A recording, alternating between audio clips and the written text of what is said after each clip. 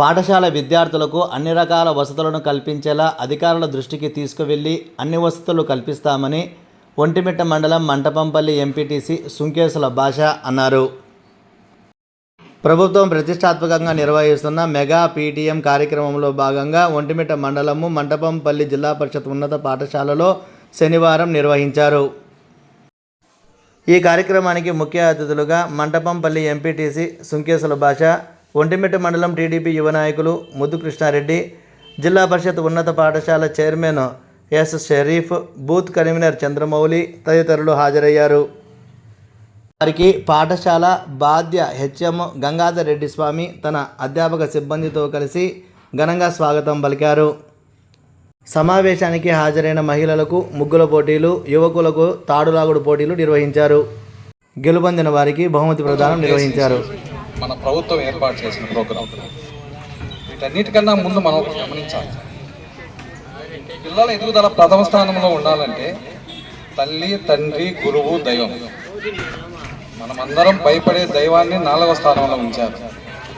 ప్రథమ స్థానం తల్లికి ఇచ్చారు. బాధ్యతలు మోస్తారు కాబట్టి తండ్రికి ఇచ్చారు. తర్వాత గురువు అన్నారు. వీళ్ళ ముగ్గురి తర్వాతనే దైవం. మన ఎదుగుదలకు ఎందుకు ఇచ్చారు?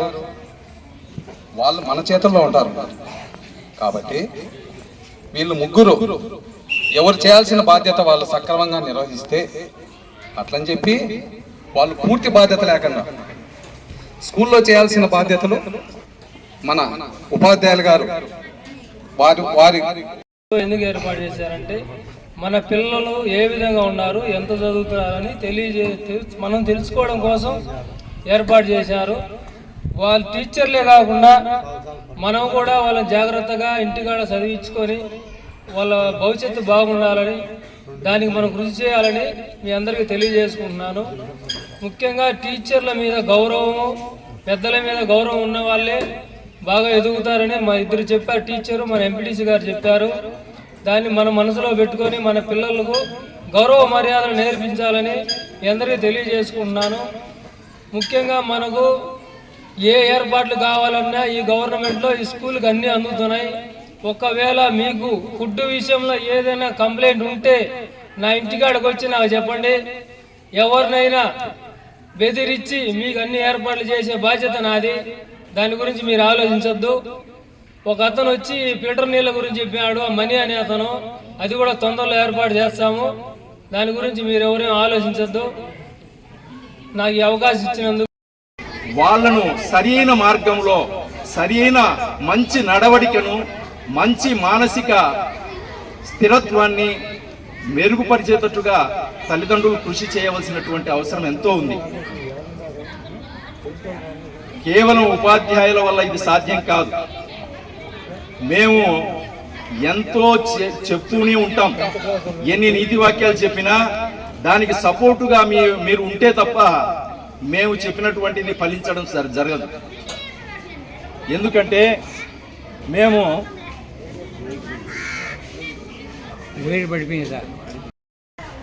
మండల్ ఫస్ట్ రేష్మా అనే అమ్మాయి, కే రేష్మా IIIT చదువుతుంది. అమ్మాయి IIIT కంప్లీట్ చేసుకుని హైదరాబాద్లో సాఫ్ట్వేర్గా ఉద్యోగం చేస్తా ఉంది.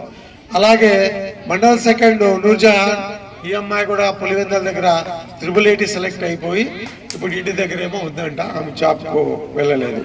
భవానీ అనే అమ్మ, ఈమె కూడా ఆ బ్యాచ్ అమ్మాయి, గ్రూప్స్కు ప్రిపేర్ అవుతుంది, హైదరాబాద్లో ఉంది ఇప్పుడు ప్రస్తుతానికి.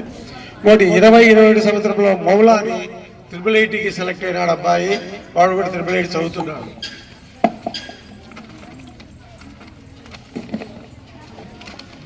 అలాగే 2000-2001లో మౌలా అనే అతను ఇక్కడ చదివాడు మన పాఠశాలలో. ఆయన ప్రెసిడెంట్ కండక్టర్గా పనిచేస్తున్నాడు.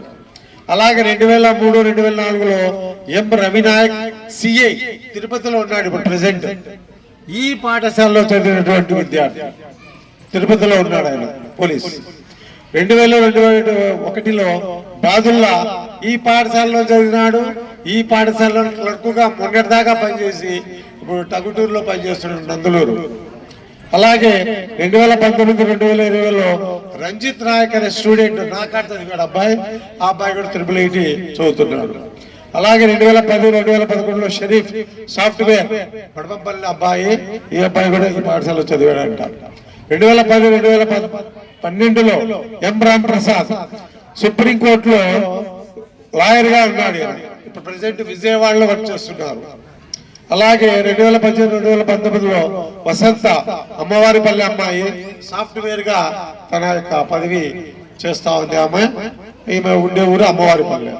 అలాగే ఈశ్వర్ నాయక్ పిఈటిగా ఉన్నాడు, మన పాఠశాలలోనే పనిచేశాడు. బోయినపల్లి రాజంపేటలో ఇతను తన యొక్క ఉద్యోగ నిర్వహణ చేసుకుంటున్నాడు.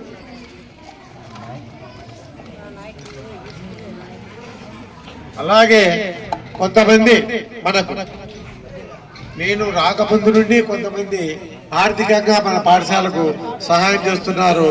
వాళ్ళు మనోహర్ రెడ్డి వాటర్ ఫిల్టర్ ఇచ్చాడు 2013లో 14లో, భవానీ వాటర్ కూలర్ ఇచ్చారు 2016, 17లో, రేష్మా నూర్జహాన్ టేబుల్ ఫ్యాన్, శేష చలపతిరావు 3 లక్షల రూపాయలు ఈ పాఠశాలకు ఫిక్స్డ్ డిపాజిట్ చేసి ఆ 3 లక్షలతో వచ్చినటువంటి వడ్డీతో దాదాపు నేనే ఒక 4-5 సంవత్సరాలు 20,000 రూపాయలు వడ్డీ వస్తుంది 3 లక్షలకు సంవత్సరానికి. జూన్, జూలై మాసంలో వాళ్ళని పిలిపిస్తే వాళ్ళు ప్రతి క్లాసుకు 6, 7, 8, 9, 10 తరగతుల విద్యార్థులకు ఫస్ట్, సెకండ్, థర్డ్ వచ్చిన వాళ్ళకు క్యాష్ మనీ 3,000 కానీ 2,000 కానీ 1,000 కానీ ఇక్కడే ప్రతి సంవత్సరము ఒక 3 ఏళ్ళు ఇచ్చాం. పాపం ఓపికగా వాళ్ళు హైదరాబాద్ నుండి వచ్చేవాళ్ళు. తర్వాత కరోనా వచ్చి 2 ఏళ్ళు బ్రేక్ పడింది, వాళ్ళు రాలే, మన పాఠశాల జరగలేదు. ఆ 2 ఏళ్ళు గ్యాప్ వచ్చేటప్పటికి మళ్ళీ వాళ్ళు కొంచెం బ్రేక్ అయిపోయి రాకుండా ఉండేటప్పటికి వాళ్ళు ఆలోచించి ఇది సంవత్సరం మేము రావడం కుదరదు, దయవుంచి మీకు ఏమైనా కావాలంటే ఆ 3 లక్షలు డ్రా చేసుకోండి అంటే వెనక వైపున ఈరోజు విద్యార్థులందరూ వర్షం వచ్చినా ఏమొచ్చినా ఇబ్బంది లేకుండా చక్కగా భోజనశాల ఒకటి కట్టించారు. వాళ్ళే వచ్చి కట్టించుకున్నారు కాబట్టి అక్కడ చక్కగా మనకు భోజనములు పిల్లలందరూ చక్కగా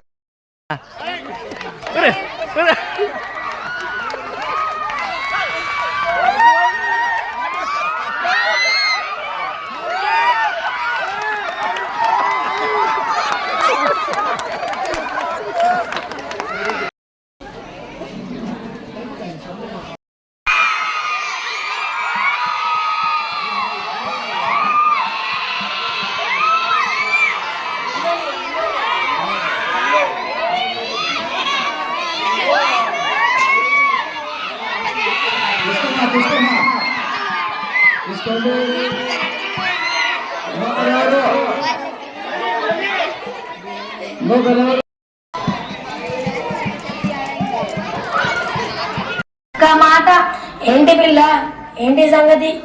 గంధ ప్రేమ వెళ్తున్నావు బావా? ఒకే ఒక్క మాట, నీ యొక్క మాట చల్ల ఉండాలి. నా పెళ్ళైన కాడికెళ్తున్నా ప్రతిసారి బావా ఒకే మాట అని దగ్గరికి వచ్చినాక చేతిలో భారీ చెట్టు పెట్టి పోయే బజార్ పో అంటావు. అబ్బా నా బావ బంగారం చెప్పకుండానే అన్ని అర్థం చేసుకుంటాడు. పో బావా పో, మార్కెట్ కి పోయి ఈ సరుకులను తీసుకురాపో. ఇగో ఈ బట్ట సంచి తీసుకోపో. ఈ బట్ట సంచి తీసుకొని బజార్లో పోతే బజారు నచ్చగా పోతుంది.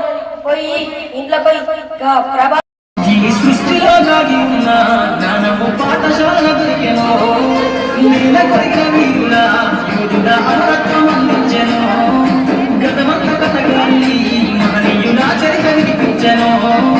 కలము పట్టుకొని కల్లించిన గీతగా మారేనా.